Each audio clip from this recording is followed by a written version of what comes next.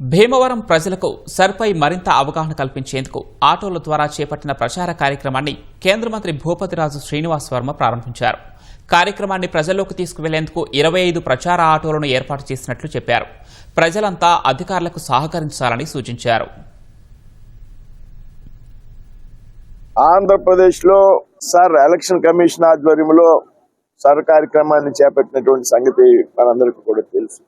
అయితే ఇంకా పెద్ద ఎత్తున ప్రజలకి దీని మీద అవగాహన కల్పించాల్సినటువంటి అవసరం ఉన్నది. మరింత వేగంగా ఈ కార్యక్రమం ముందుకెళ్లాల్సినటువంటి అవసరం ఉన్నది. ఏదైతే దానికి సంబంధించినటువంటి ఫామ్స్ అందరూ కూడా దాఖలు చేయవలసినటువంటి అవసరం ఉన్నది.